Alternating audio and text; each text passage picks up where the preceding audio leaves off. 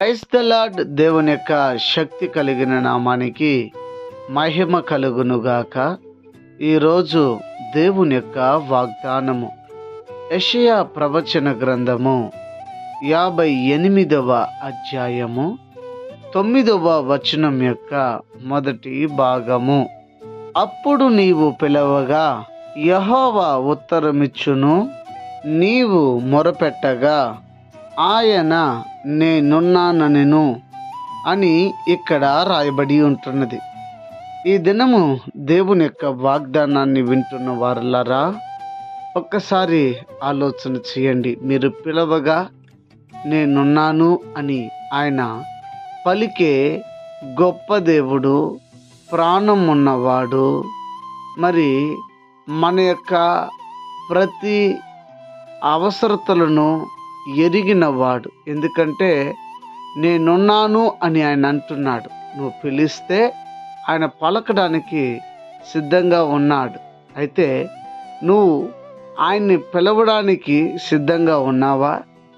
నీవు ఎదుర్కొంటున్నటువంటి సమస్యలలో నుండి నువ్వు బయటపడు నిమిత్తమై ఆయన్ను నువ్వు పిలిస్తే ఆయన నీకు ఉత్తరం ఇస్తాడు. నువ్వు క్రైస్తవుడుగా ఉండొచ్చు, నువ్వు క్రైస్తవ ఇతరులుగా ఉండొచ్చు, నీవు ఎవరివైనా కావచ్చు. అయితే నీవు దేవుణ్ణి పిలిస్తే ఆయన నీకు ఉత్తరం ఇస్తాడు. నేనున్నాను అని ఆయన అంటాడు. గనుక ప్రియులారా, మీరు మీ అవసరం ఏదైతే ఉందో, మీ అక్కర ఏదైతే ఉందో, మీ యొక్క మరి స్థితిగతులు నాకైతే తెలియదు, కానీ సమస్తము దేవునికి తెలుసు. గనుక మీ స్థితిగతులు ఆయనకి ఎరిగి ఉన్నాడు. గనుక ఆయన మరి మీ స్థితిగతులను బట్టి మీకు సహాయం చేయనట్లు మీరు పిలవండి.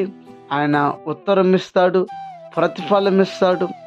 దేవుడు మనల్ని మన యొక్క ప్రతి అవసరతను తీరుస్తాడు. అయితే మరెందుకు ఆలస్యం?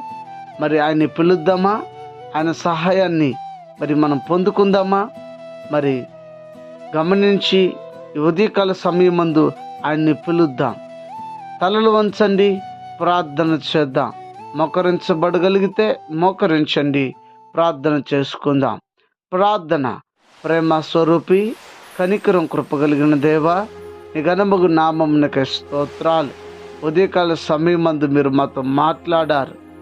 మాతో ఎవరు మాట్లాడతారు అనుకుంటూ ఉన్నాం, కానీ పిలవగా నేనున్నానని మీరు అంటారని మీరు మాతో మాట్లాడారు.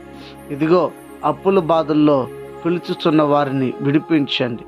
ఆర్థిక ఇబ్బందుల్లో ఉన్నవారిని ప్రభా తండ్రి, అయా వారి ఆర్థిక ఇబ్బందుల నుంచి విడిపించండి. దేవా, ఎంతోమంది ప్రభా అనారోగ్యం చేత ఉన్నారు, నిన్ను పిలుస్తున్నారు, విడిపించండి. రక్షణ లేని వారికి రక్షణ ఇవ్వండి. ప్రతి ఒక్కరిని నీ రాకడకు సిద్ధపరచమని క్రీస్తు యేసు పేరిట వేడుకొని నాము తండ్రి, ఆమెన్. God bless you. దేవుడు మిమ్మల్ని దీవించి ఆశీర్వదించునుగాక. ఆమెన్.